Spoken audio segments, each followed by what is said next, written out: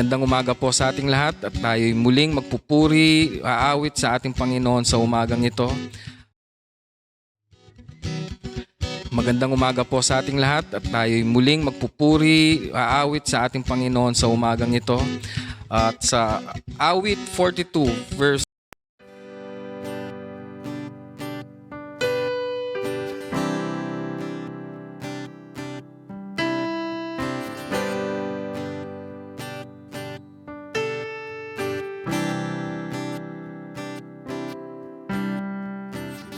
Great is your faithfulness, O God.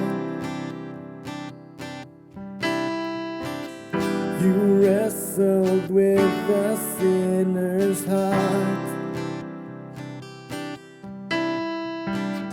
You lead us by still waters into mercy, and nothing can keep us apart. So remember your people, remember your children, remember your promise, oh God. Your grace is enough. Your grace is enough. Your grace is enough for me. Great is your love and justice, God. You use the weak to lead the strong. You lead us in the song of your salvation, and all your people sing along. So remember your people, remember your children, remember your promise, oh God. Your grace is enough. Your grace is enough. Your grace is enough for me. Your grace is enough. Your grace is enough. Your grace is enough for me. Your grace is enough, and I'm covered in your love. Your grace is enough for me. For me.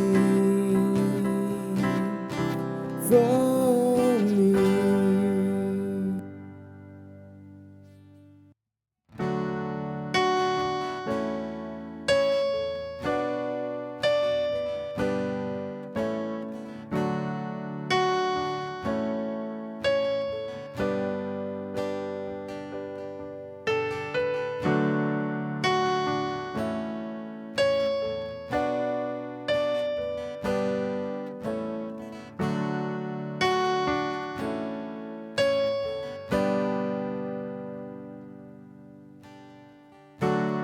Say to those who are fearful hearted, do not be afraid. The Lord your God is strong with his mighty arms when you call out his name. He will come and save. He will come and save you. He will come and save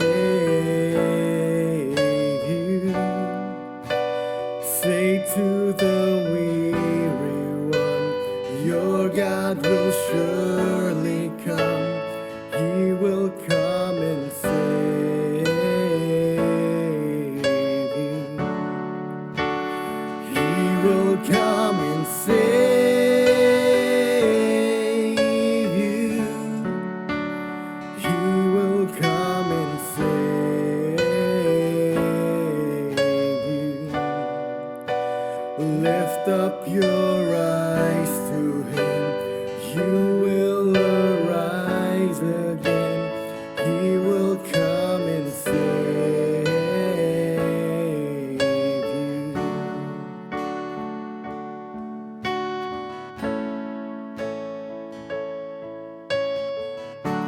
Say to those who are broken-hearted, do not lose your faith. The Lord your God is strong with His loving arms when you call on His name. He will come and save. He will come and save you. He will come and save you. Say to the weary one, your God will surely come. He will come and save you.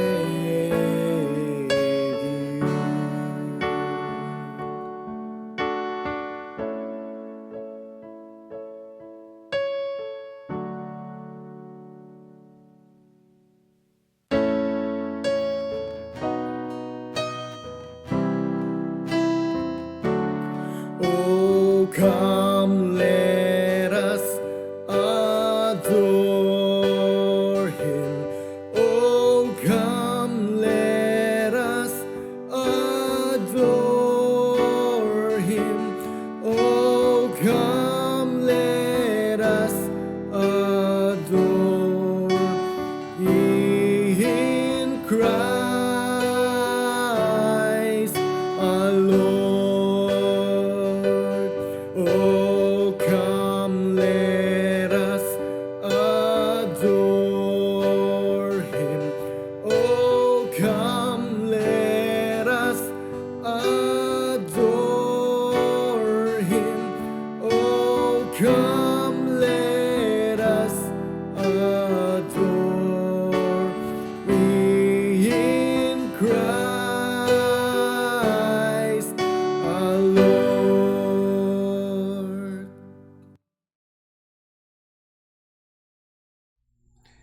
Sapagkat ito po ang unang linggo ng buwan, katulad ng dati ay atin pong ipinagdiriwang ang banal na hapunan sapagkat sa atin sa Faith in Christ Jesus ministry po ay ipinatutupad ang dalawang ordinansa. Ang una ay ang bautismo sa tubig at ang ikalawa ay ang banal na hapunan.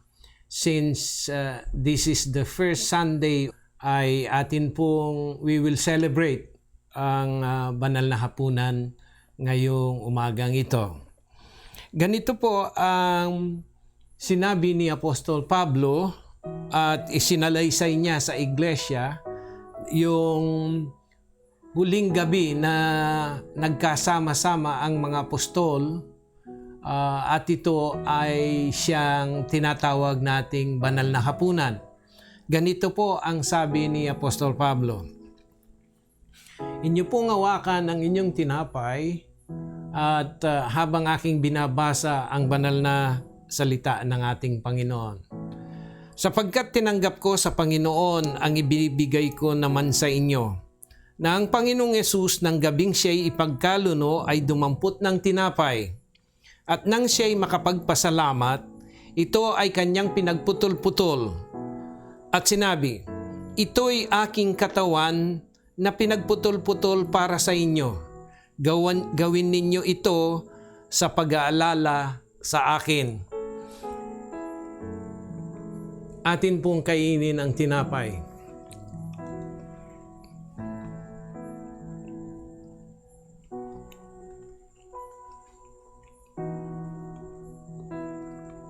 Amen.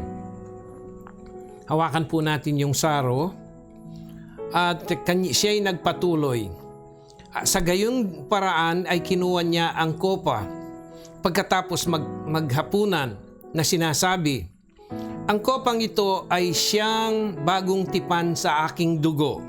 Gawin ninyo ito tuwing kayo'y iinom nito sa pag-aalala sa akin. Sapagkat sa tuwing kainin nyo ang tinapay na ito at inuman ng kopa, ipinahayag ninyo ang kamatayan ng Panginoong Hesus hanggang sa dumating siyang muli. Tayo po uminom.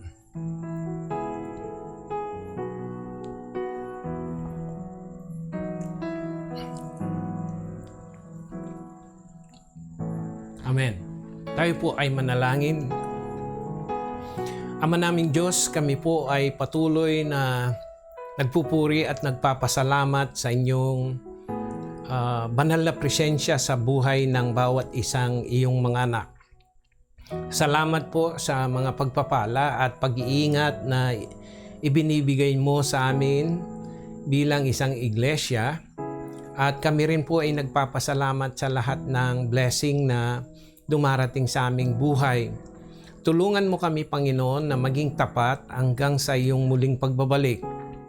Patawad po sa lahat ng mga pagkakamali at pagkakasalang nagagawa namin bilang isang mananampalataya. At kami, Panginoon, sa pamamagitan ng iyong dugo ay muli mo kaming linisin. Ama naming Diyos, salamat po sa inyong ginawa doon sa krus ng Kalbaryo, na sa pamamagitan nito ay kami ay nagkamit ng kaligtasan sa pamamagitan ng iyong dugo at sa iyong biyaya at sa aming pananampalataya sa inyong ginawa dun sa krus ng Kalbaryo ay nakamit namin ang kaligtasang ipinangako mo sa sanglibutang ito. Salamat po sa inyong bugtong na anak at patuloy po kaming maglilingkod at sasamba sa iyong panangalan hanggang sa iyong muling pagbabalik.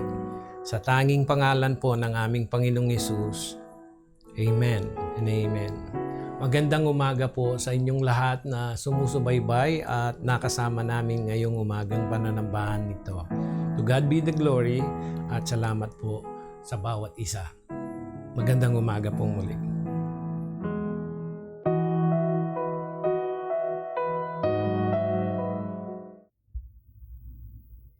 Isang mapagpalang umaga po sa ating lahat at bilang pagsimula po sa ating service ngayong umaga pong ito, tayo po'y makibukas para sa ating scripture reading sa Galatians chapter 4 verse 4 to 5.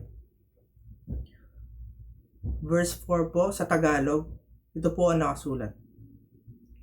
Datapwat nang dumating ang kanyang kapanahunan ay sinugo ng Diyos ang kanyang anak na ipinanganak ng isang babae na pinanganak sa ilalim ng kautusan, upang matubos niya ang nasa ilalim ng kautusan, upang matanggap natin ang pagkakupkop sa mga anak. Papuri po sa salita ng Panginoon. Tayo po'y manalangin ngayong umagang ito.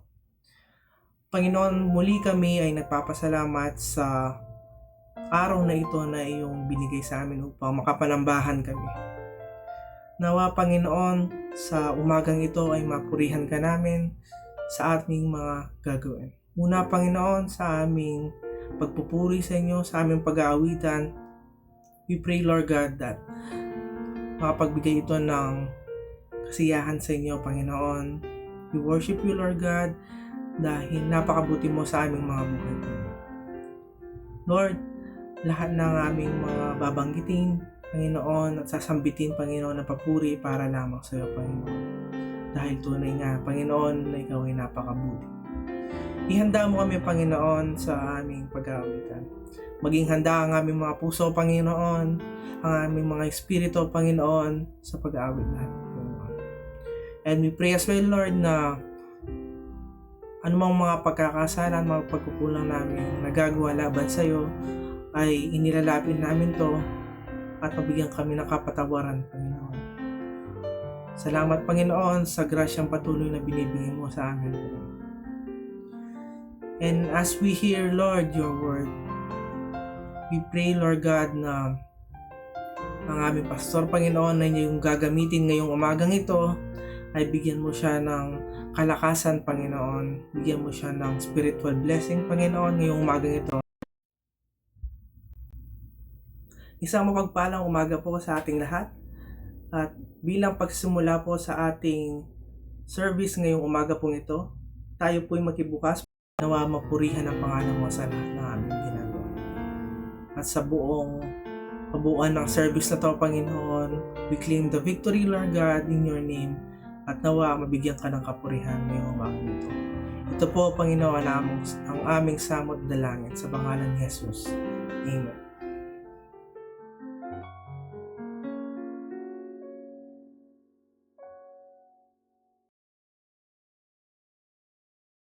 Magandang umaga po sa lahat ng sumusubaybay sa ating panglinggong pananambahan sa Faith in Christ Jesus Ministry.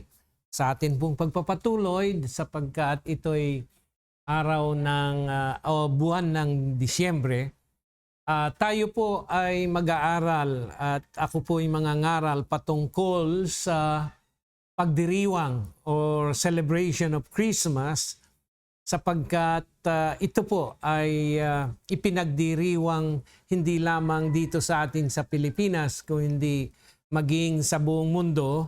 Ang Kapaskuhan ay ating sineselebrate sa buong mundo. Kaya bilang pasimula po ng atin pong pangangaral patungkol sa Kapaskuhan ay nais ko pong dalhin sa inyo ang isang mensaheng pinamagatan kong bakit dapat ipagdiwang ang Pasko? Why do we need to celebrate Christmas? Iyan po ang paksang aking nais dalhin sa inyo ngayong umaga. At muli po ipinaganyaya ko po sa lahat ng sumusubaybay sa programang ito ng Faith in Christ Jesus Ministry at inyo pong ipaganyaya rin at subaybayan po ninyo ang aming dito sa aming Facebook channel at ang replay po ay mapapanood ninyo sa YouTube ng Faith in Christ Jesus Ministry. Muli po magandang umaga sa lahat at araw po ng pagsamba, araw ng Panginoon. Bakit dapat ipagdiwang ang Pasko?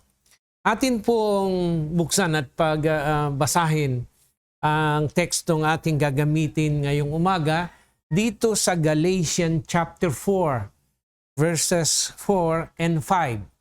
Ganito po ang mababasa natin sa wikang Tagalog, and then I will read it in English translation. Dadapot nang dumating ang kapanahunan, ay sinugo ng Diyos ang kanyang anak na ipinanganak ng isang babae na ipinanganak sa ilalim ng kautusan upang matubos niya ang nangasa ilalim ng kautusan upang matanggap natin ang pagkukop sa mga anak. But when the fullness of time was come, God sent forth His Son, made of a woman, made under the law. Ang ibig pong sabihin, nung dumating ang takdang panahon at the fullness of time, the date was not given, but the reference is only mentioned as at the fullness of time. Sa kapanahunan, sa tamang kapanahunan, God sent forth His Son at yan po ay ipinaliwanag ni John sa kanyang gospel. Sinabi niya sa John chapter 3 verse 16, For God so loved the world that He gave His only begotten Son, that whosoever believeth in Him should not perish, but will have an everlasting life. And it also mentioned here na ipanganganak siya ng isang birhen. At alam po ninyo ang kasaysayan at ito'y mababasa natin sa Gospel of Matthew and Gospel of Luke that Mary, a highly favored woman, ay pinagpala siya ng Diyos at siya ang pinili upang yung Diyos na nanggaling sa langit, ang anak ng Diyos, ang Kristong anak ng Diyos, the Son of the living God, ay lululan sa isang katawan na hinihanda ng Panginoong Diyos din, na kung saan ay magkakatawang tao ang anak ng Diyos. At ito ay ipanganganak ni Virgin Mary at wala pa siyang nakikilalang sino mang lalaki. At siya ipapanganak dahil nung panahon na yon, in the Old Testament, yung pag-ibig at ustisya ng Diyos ay ipinakita niya sa pamamagitan ng kautusan. Kaya ang sabi rito, made under the law. Tayo ay nasasakupan ng kautusan ng Diyos, especially the Ten Commandments of God. Ibig sabihin, wala pa yung biyaya o yung grace of God. Darating lamang ito sa sandaling, sa tamang kapanahunan, at the fullness of time, si Kristo po, na isang Diyos mula sa langit, ay magkakatawang tao. And then in verse 5, ang sabi po rito, to redeem them that were under the law, upang tubusin tayo sapagkat ang sino mang taong nasa ilalim ng kautusan ay kailanman ay hindi makakatakas sa puot ng Diyos, at ito ay sa pamamagitan ng kaparusahan dun sa dagat-dagatang apoy, that we might receive the adoption of son. Ang sabi po sa 1 John chapter 1 verse 12, to them that receive him gave he power to become the children of God. Sa pamamagitan po ng adoption o pagkupkop, ang sino man pong sumampalataya dito sa anak na ibinigay ng Ama ay magkakaroon ng buhay na walang hanggan, at pagkatapos sila'y magiging anak ng Diyos sa pamamagitan ng pagkupkop or pag-ampon or adoption. Yan po ang ibig sabihin ng tekstong ating binasa in Galatians chapter 4 verse 4 and 5. Ngayon, ang paksa po o ang pamagat ng mensahe ay bakit dapat ipagdiwang ang Pasko? Samantala, alam nating lahat na ang December 25 ay hindi ang araw ng kapanganakan ng ating Panginoong Yesus. Subalit, bakit sa kabila po na alam natin na ang December 25 is not the day the Lord was born and it is a pagan celebration, ito po ay selebrasyon ng mga pagan, pero bakit mahalaga at kailangan pa rin nating ipag-celebrate o pagdiwang ang Pasko sa December 25? Ito po ay isang malaking subject of controversy among evangelical churches today. At pinagtatalunan hanggang sa ngayon na hindi daw natin dapat ipagdiwang ang Pasko sa araw ng December 25. At ang payo ng mga tagapagturo ng banal na kasulatan ay maaari nating ipagdiwang kahit anong araw sa buong isang taon. But the problem is there is no special date wherein we can celebrate the birth of Christ. Only by tradition ay December 25. Subalit alam natin na hindi ito ang araw ng kapanganakan ng ating Panginoon. We all agree that it is not December 25. Bakit po? Because December 25 is winter time in Israel. It is freezing outside. So it is impossible for the shepherd to bring their sheep out in the fields sapagkat wala pong green pasture during winter time. Wala pong damo. Nako-cover lahat yan ng mga snow at ng yelo. At wala pong magtatangkang lalabas sapagkat napakalamig ng panahon. It is winter time. So, December 25 is definitely not the day of the birth of Christ. Maging yung mga hari who brought gifts will not travel from a very, very far place. It is a long journey sapagkat freezing nga po, napakalamig. At ayon sa mga Bible scholar, these kings came from Persia or itong modern time na ngayon ang tinatawag nating Iran. Kaya wala po. At yung star is brightly shining na siyang naging guide ng mga shepherd and the king upang matagpuan nila ang anak ng Diyos, the Son of the living God. And during winter, most of the time, ay hindi po nagsashine ang mga star. That's why meron pong isang napakagandang awit na was written and composed na pinamagatang Silent Night, O Holy Night. O Holy Night, the stars are brightly shining. It is the night of our dear Savior's birth. Napakaganda pong awitin. And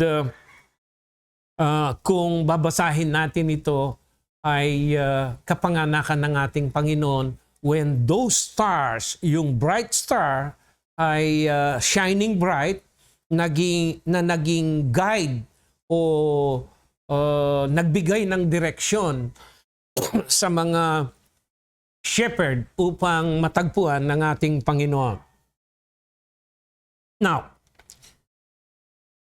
sa kabila po ng hindi December 25, and most of the evangelical churches believe and agree that it is not December 25, bakit po sa aking sariling pananaw ay dapat pa ring ipagpatuloy ang pagdiriwang ng Pasko tuwing sasapit ang December 25?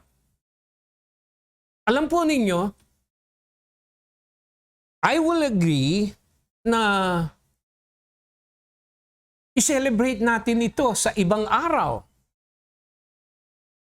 I will agree with the basis at yung in agreement with all the different evangelical churches at magtakda sila ng araw kung kailan natin ito dapat ipagdiwang. I will consent to that. Papayag po ako doon. But since there is no record in the Bible of the exact date wherein our Lord Jesus Christ was born, in the absence of an exact date and agreed date wherein we can celebrate Christmas, then I will satisfy myself as a pastor to preach that we have to celebrate Christmas on December 25 in spite of the fact that it is not the actual date and it is a celebration of the pagan world even before Jesus Christ was born. Yan po ang aking paksa. Bakit po? Una, because the Savior, Christ the Savior, is born. Yan po ang mahalaga sa akin. Na mayroong isang Kristong tagapagligtas na isinilang sa mundong ito. At ito'y nanggaling sa Diyos. Mula sa Diyos. Sapagkat ito'y isinugo ng Panginoong Diyos sa tamang kapanahunan. at the fullness of time. At ito rin po ay ipinangako dun sa Isaiah. Let me read Isaiah chapter 9 verse 6. I want to celebrate Christmas on December 25, bagamat alam kong ito'y hindi ang sakto o tamang araw ng pagkasilang ng ating Panginoon. But since I cannot change and correct this tradition by myself, wala akong power to change it because it is already existing and it became already a social contract, not only in the Philippines but throughout the world. The celebration of the birth of Christ is being celebrated on Christmas Day. Then, in the meantime, I will agree and I will remain and continue to celebrate the birth of Christ on December 25. Hindi na po mahalaga sa akin yung December 25. What is important to me is that there is a Savior born dito sa mundong ito upang iligtas ang humanity. Yan po ang isang dahilan bakit gusto ko itong ipagpatuloy. Sapagkat ito isang pangako. Ang sabi po dito sa Isaiah chapter 9 verse 6, sapagkat sa atin ay ipinanganak ang isang bata at sa atin ay ibinigay ang isang anak na lalaki at ang pamamahala ay maaatang sa kanyang balikat at ang kanyang pangalan ay tatawaging kamangha-mangha, tagapayo, makapangyarihang Diyos, walang hanggang Ama, Pangulo ng kapayapaan. For unto us a child is born, unto us a son is given, and the government shall be upon his shoulder, and his name shall be called Wonderful, Counselor, the Mighty God, the Everlasting Father, the Prince of Peace. And I want you to notice dun sa panimulang phrase na sinabi, unto us a child is born. Sino po yung child na ipinanganak? Siyan po ay si Jesus. Yung ipinanganak ni Virgin Mary. Mayroong laman, mayroong buto, nagugutom, umiiyak, at nasasaktan. Yan po si Jesus sa laman. But there is also mentioned here, for unto us a child is born, unto us a son is given. Yung son, yung anak ng Diyos po yun. Yun ang Kristo.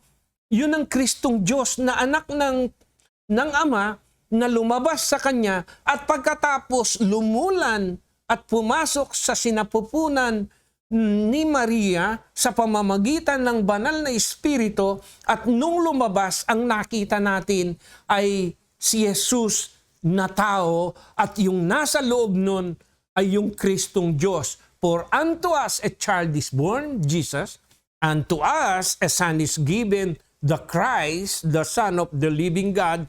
Put them together, we have a Savior, a Messiah, and Savior of the whole world. Kaya gusto ko pong ipagpatuloy ito na i-celebrate ang Kapaskuhan. Bagamat po hindi December 25. But there is no record in the Bible of the exact date. Ang ating mababasa ay yun lamang sinabi sa Galatians chapter 4 verse 4, at the fullness of time. Nagtangka po at nagkaroon ng pag-aaral at ng mga Bible scholar at ng mga historian na ayon sa kanila, ang kapanganakan ng ating Panginoon ay malamang ay naganap sa middle of September. Mid-September po ang kanilang napagkaisahang araw na ipinanganak ng ating ipinanganak ang ating Panginoong Yesus. Baka po September 19 siyang ipinanganak. Kaya in atin pong imungkahi sa mga pastor, sa mga Bible scholar, since they found out that it is September, ang sabihin natin sa kanila ay September 19 na lang natin ipagdiwang ang Kapaskuhan. At nagkataon ito po ang aking kapanganakan. At ano po yung bakit naging December 25? Kasi po, mayroon pong pangyayari at nais ko pong basahin sa inyo ang kasaysayan kung bakit naging December 25 ang pag-celebrate ng mga pagan ng Kapaskuhan. Ganito po yung kasaysayan. Let me read Genesis chapter 10, verses 8 and 10. Meron pong isang tao na ang pangalan ay Nimrod. At ganito ang nakasulat. At naging anak ni Kas, si Nimrod, siyang nagpasimulang maging makapangyarihan sa lupa, at siya'y makapangyarihang mga ngaso sa harap ng Panginoon. Ang taguri po sa kanya ay mighty hunter. Kaya karaniwang sabihin gaya ni Nimrod na makapangyarihang mga ngaso sa harap ng Panginoon. At ang pinagsimulan ng kanyang kaharian ay ang Babel at ang Erech and so forth and so on. Si Nimrod po ay anak ng isa sa mga anak ni Noe. At nagkaroon siya ng anak, si Kas, na nagkaroon siya ng anak ng pangalan ay si Nimrod. Sino po si Nimrod? Si Nimrod po ang una at kauna-unang hari of a new order, yung unang panahon na nagkaroon ng kingdom, a worldwide kingdom, at ang namumuno ay si Nimrod. Si Nimrod po ay dahil sa kanyang kapangyarihang taglay ay iminungkahi niya sa lahat ng tao during that time sa buong mundo, which is Babylon today, Babylon or yung tinatawag nating Iraq ngayong panahon na ito, ay tinangkanyang mag-rebel against God, kaya itinayo niya sa pamamagitan ng mga taong sumusunod sa kanya yung Tower of Babel. So yun po ang kasaysayan niya. The Tower of Babel ay tinangkang itayo ni Nimrod sa pamamagitan ng kanyang kapangyarihang taglay nung kanyang kapanahunan. Subalit, nung namatay si Nimrod, ang kanyang asawa na si Semiramis ay naging makapangyarihan din sapagkat ang sabi niya, to maintain the power vested upon Nimrod, subalit patay na si Nimrod, para yung power mapasa kanya, sabi niya, si Nimrod, sinabi niya sa tao ay sinakop niya yung araw. Kaya't nagkakaroon ng buhay ang tao sa pamamagitan ng araw. Kaya't ipinagpatuloy niya at sinabing sambahin ang araw dahil nandoon si Nimrod. At yung mga tao ay sumunod sa kanya. Subalit, habang ganito ang sitwasyon, bigla pong nabuntis o pregnant si Semiramis sa ibang lalaki.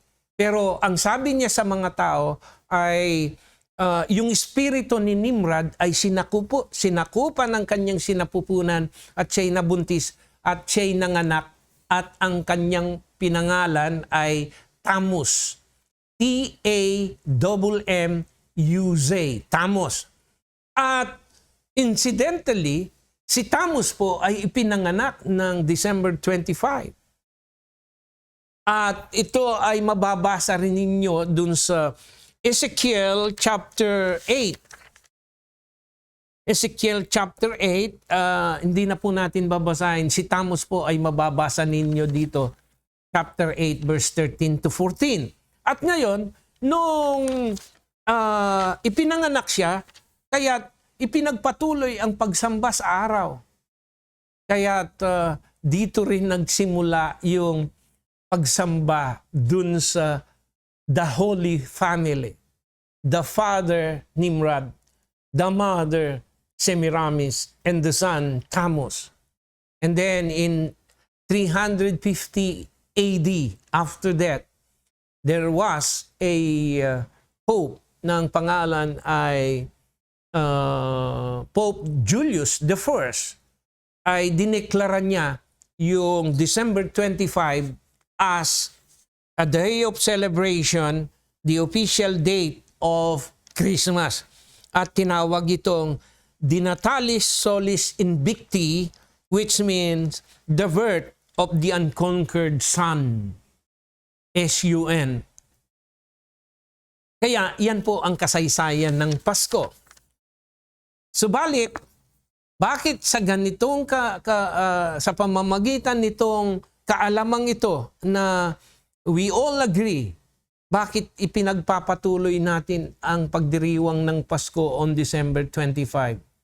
Katulad po ng aking sinabi, hindi po mahalaga sa akin yung December 25, but I want every man, every people of this world to remember that there was once upon a time, at the fullness of time, ay may ipinanganak at ito ay ang anak ng Diyos na magiging tagapagligtas ng sanlibutan. Bakit po ako nagikayat na ipagpatuloy ang pagdiriwang ng Pasko sa araw ng December 25? Because ito'y naging social contract na po sa buong mundo at ang mahalaga ay ipagdiwang natin na ipinanganak ang tagapagligtas ng sanglibutan. Ikalawa, bakit po ako bakit natin dapat ipagdiwang ang Pasko? Hindi lamang sapagkat ang Kristong tagapagligtas ay ipinanganak sa araw at the fullness of time. Ako po ay nagihikayat na ipagpatuloy nating ipagdiwang ang Pasko because, tandaan po ninyo ito, si Satan po ay nagtangka and temporarily succeeded in replacing the Savior, Jesus Christ, into another focus ng tao sa buhay. Kasi po, kung hindi natin ipagpapatuloy na ipagdiwang ang Pasko bilang kapanganakan ng ating Panginoon, bagamat mali yung date, pero yung spirit, yung kahulugan ay tama, lalo pong magtatagumpay si Satan. At anumang bagay na nilalabanan ni Satan ay galing sa Diyos. Tandaan po ninyo. Dahil si Satan ay rebelde against God. Ginawa po niya yan unang-una kay Eva at Adan. Nung sinabi niyang, nung dinisib niya at nilabanan ang salita ng Diyos. So ako po'y naniniwala na dapat nating ipagpatuloy sapagkat nagtatangka hanggang sa panahon ngayon si Satan upang hadlangan na huwag tayong magdiwang sa araw ng Kapaskuhan. Ano po ang pinalit niya? Materialism, di ba? Commercialism. Buti na lang po ngayon pandemic. Pero ganun pa man, napupuno na po at nagsisimula ng napupuno yung mga malls.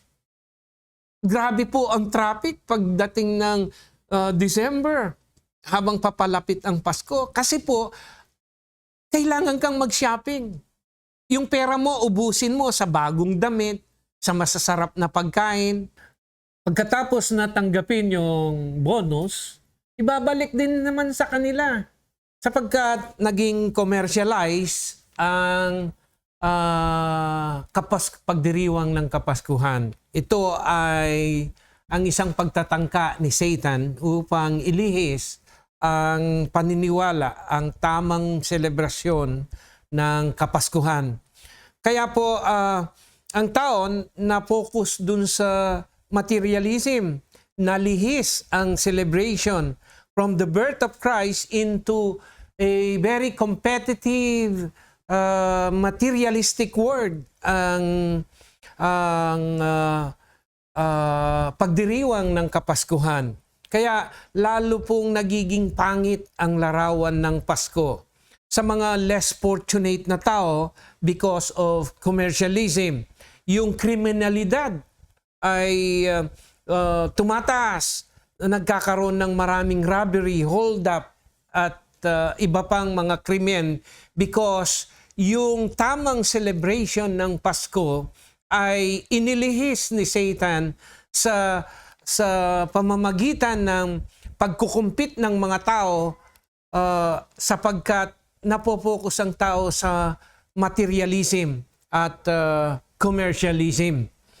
Ang isa pang pagtatangka na ginawa ni Satan, hindi lamang po yung ilihis sa commercialism ang pagdiriwang ng Pasko, kung hindi maging si Kristo mismo po ay pinapalitan.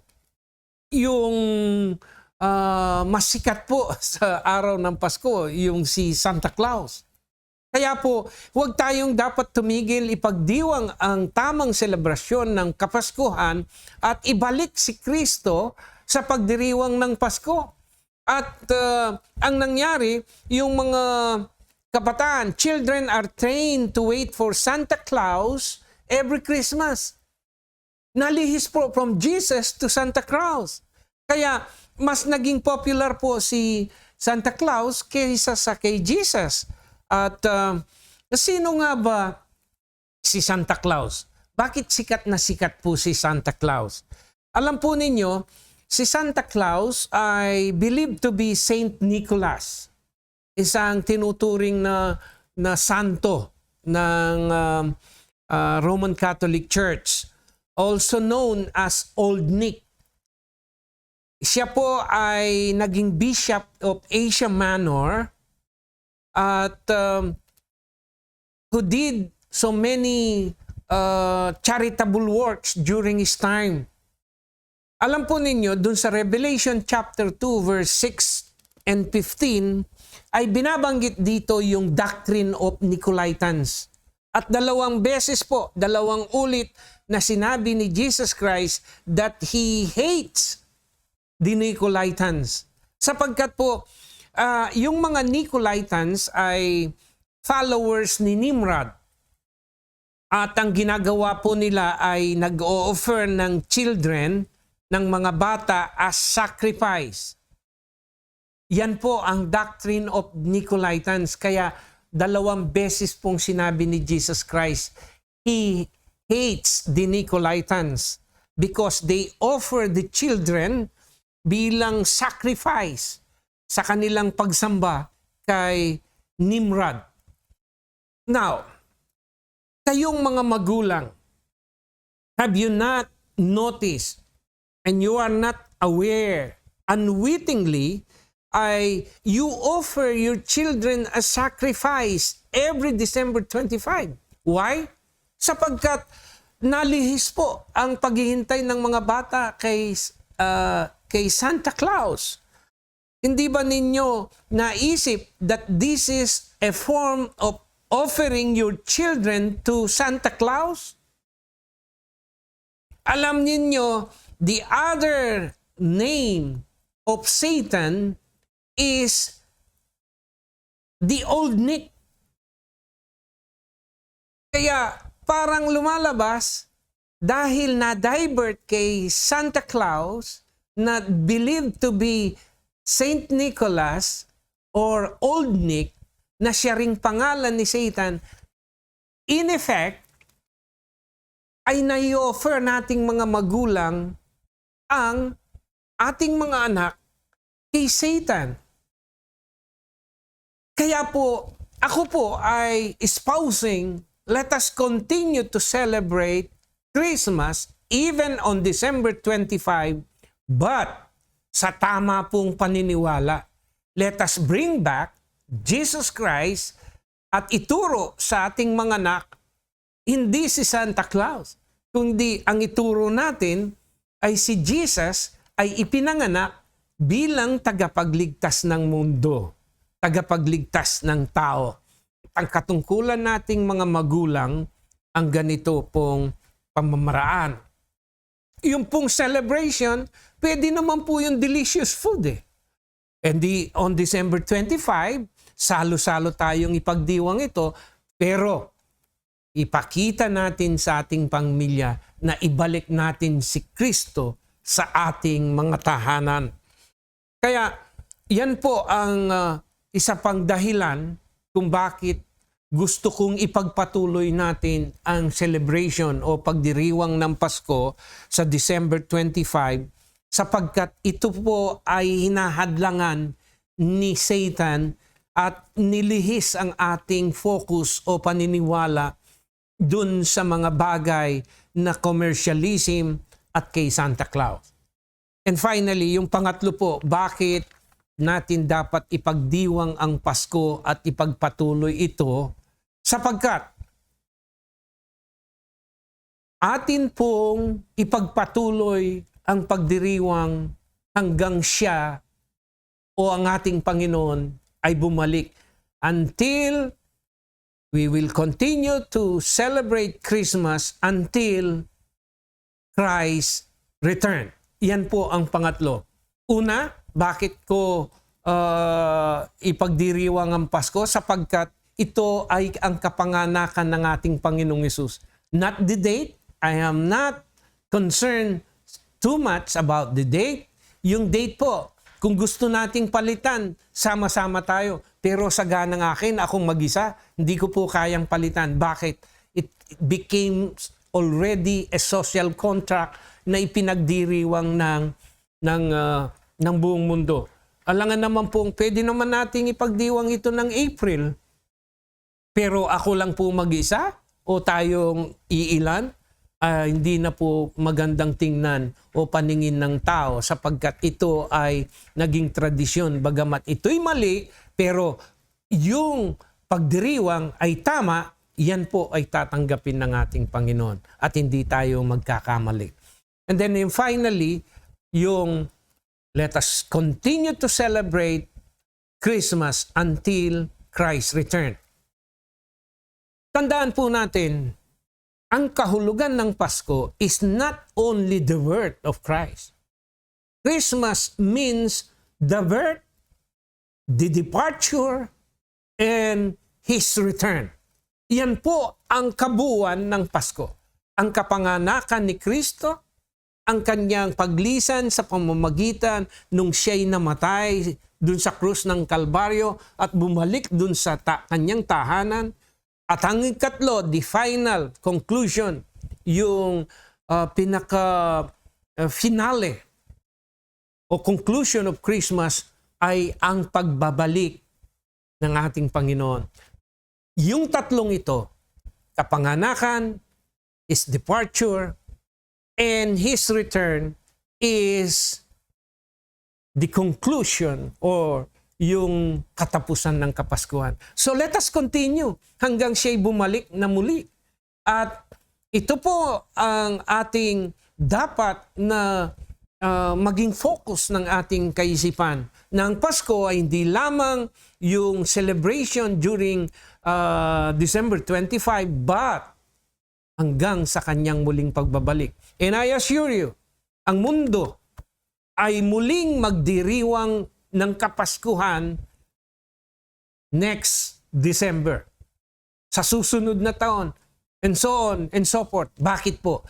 Because yung pagdiriwang, the celebration of Christmas is not yet concluded and it will only be concluded upon Jesus Christ's return dito sa mundong ito. We will celebrate Christmas. We will celebrate Christmas on December.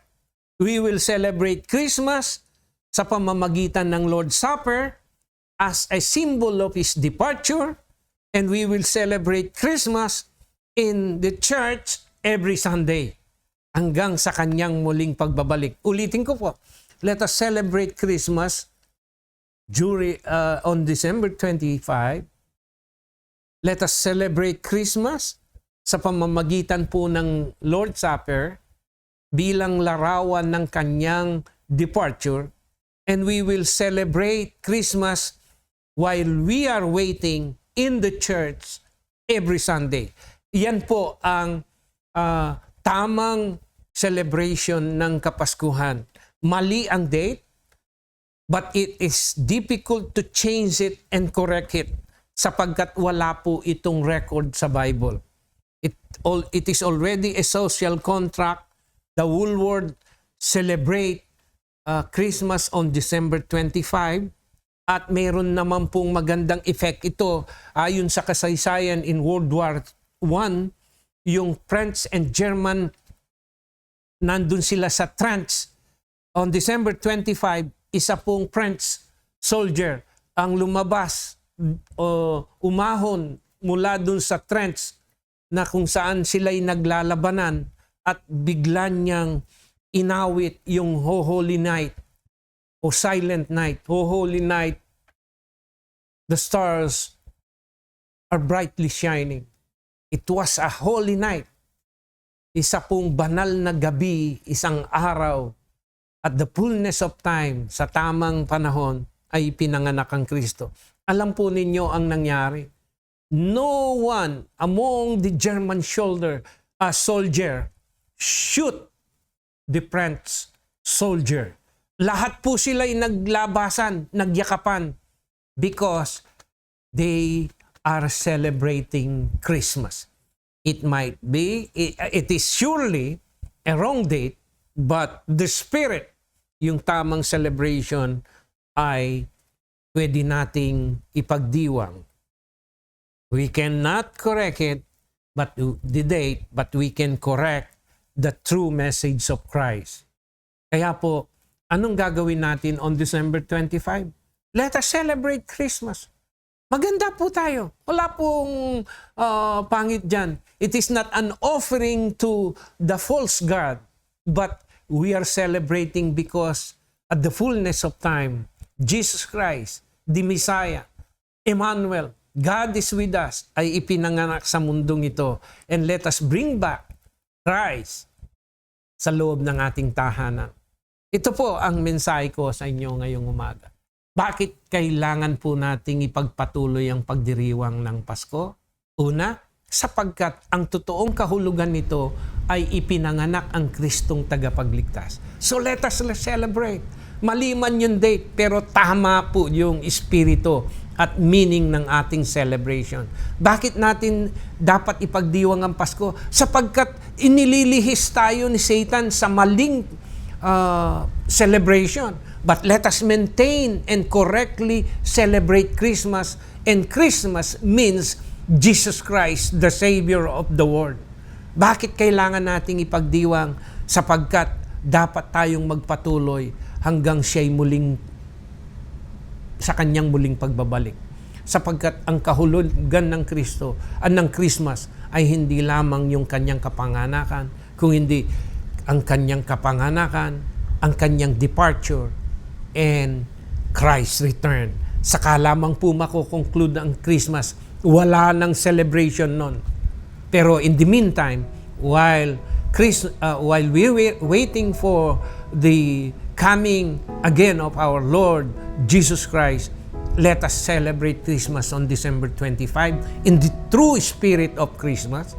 Let us celebrate Christmas by Lord's Supper, picturing His departure, and let us continue celebrate Christmas while waiting for His return in the church every Sunday.